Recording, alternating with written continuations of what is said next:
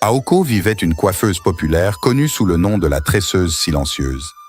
Les villageois arrivèrent un matin au marché et la trouvèrent assise dans un coin, tressant les cheveux d'une femme. Ils furent tous choqués, car personne dans le village ne l'avait jamais vue auparavant. Cependant, la femme ne prononça pas un mot à quiconque. Alors les gens la nommèrent la tresseuse silencieuse, car ils croyaient tous qu'elle était sourde et muette. De façon surprenante, dès son premier jour sur le marché, plusieurs femmes se mirent en longue file d'attente, espérant se faire tresser les cheveux par l'étrange femme. Elle tressait leurs cheveux si magnifiquement et son style de tressage unique attirait plus de femmes vers son petit coin.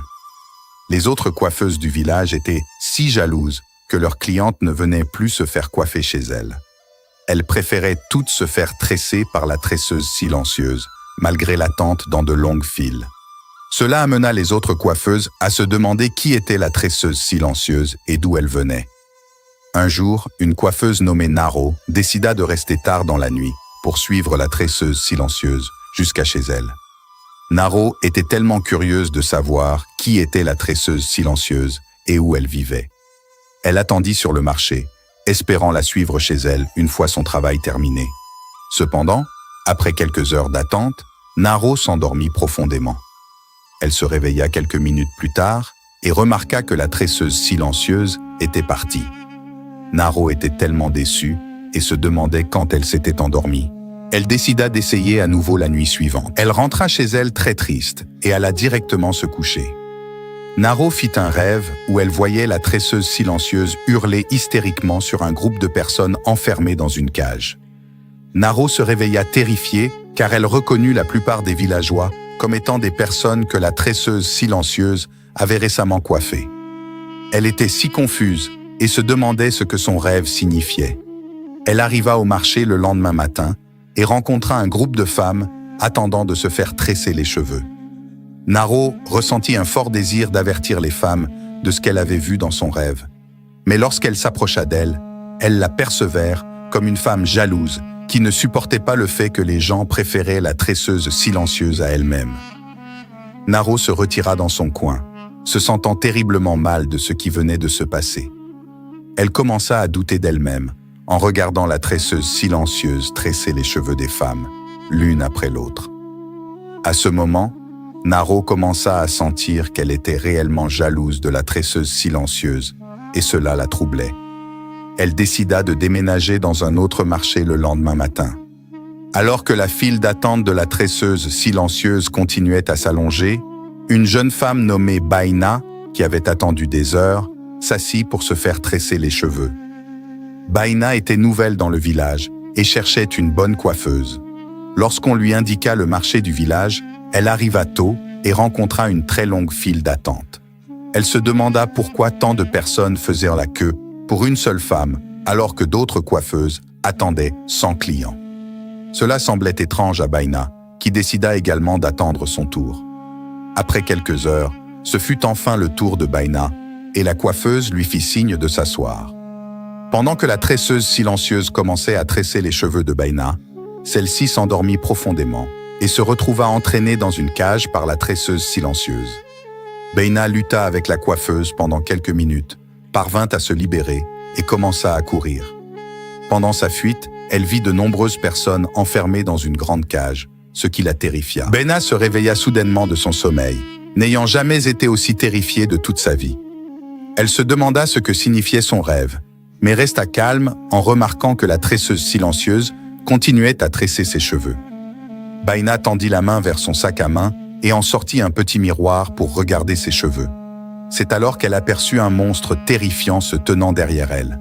Terrifiée par ce qu'elle voyait, Baina cria de toutes ses forces et se leva brusquement. Les gens autour d'elle se demandèrent ce qui avait pu se passer. Avant que Baina ne puisse exprimer ce qu'elle avait vu, la coiffeuse disparut dans les airs. Tout le monde resta bouche bée, pétrifié par cette scène. Ils commencèrent à se demander qui était réellement cette coiffeuse. Baina expliqua ce qu'elle avait vu, mais personne ne pouvait croire qu'une créature maléfique avait tressé leurs cheveux pendant des mois. Déterminée à découvrir la vérité, Baina regarda autour d'elle et vit le peigne en bois de la coiffeuse par terre. Elle le ramassa et commença à l'examiner. Elle remarqua des symboles étranges sur le peigne et se demanda ce qu'ils pouvaient signifier. Sentant qu'il y avait quelque chose d'étrange à propos du peigne, Baina décida de demander conseil à une femme très puissante. Elle arriva chez cette femme puissante, tenant le peigne dans sa main. Dès que la femme vit le peigne, ses yeux s'écarquillèrent de stupeur.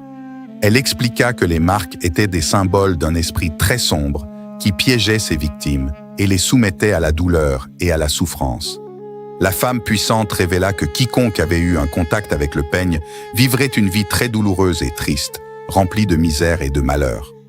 En entendant cela, Baina fut terrifiée de ce qui allait lui arriver maintenant que la coiffeuse avait utilisé le peigne sur ses cheveux. Elle demanda à la femme puissante ce qu'elle pouvait faire. La femme lui révéla que le seul moyen de renverser la malédiction du peigne maléfique était de retracer l'utilisation du peigne jusqu'à la première personne du village, dont les cheveux avaient été tressés avec ce peigne. La femme puissante dit alors à Baina que dès que la personne serait trouvée, le peigne devrait être utilisé pour défaire les tresses de cette personne, car cela briserait la malédiction et libérerait tout le monde de l'esclavage. Baina, maintenant armée de la connaissance de comment briser la malédiction, se lança dans une mission pour retracer l'utilisation du peigne jusqu'à la première personne. Elle consulta les gens qui vendent des articles sur le marché, ainsi que d'autres coiffeuses, mais personne ne pouvait se souvenir de la première personne qui avait jamais occupé le tabouret de la tresseuse silencieuse. Baina décida de rentrer chez elle, mais eut un étrange sentiment qu'on la suivait. Remplie de terreur, elle courut chez elle et se barricada dans sa hutte. Après quelques minutes, Baina entendit un grand coup à sa porte, ce qui lui donna des frissons dans le dos, car elle craignait que la créature maléfique ne soit après elle. Baina resta silencieuse, alors que les coups continuaient pendant quelques minutes et s'arrêtaient. Toujours tremblante de peur, Baina resta dans sa hutte quand elle entendit soudain une voix parler derrière elle. Baina se retourna de peur et vit une femme pâle se tenant juste derrière elle. « Qui êtes-vous et comment êtes-vous entré dans ma hutte ?» demanda Baina, alors que sa voix tremblait de peur. La femme pâle se présenta comme Néa, disant qu'elle était entrée dans la hutte par une fenêtre ouverte. « Que voulez-vous de moi ?» demanda Baina. Néa lui révéla qu'elle était celle qu'elle cherchait.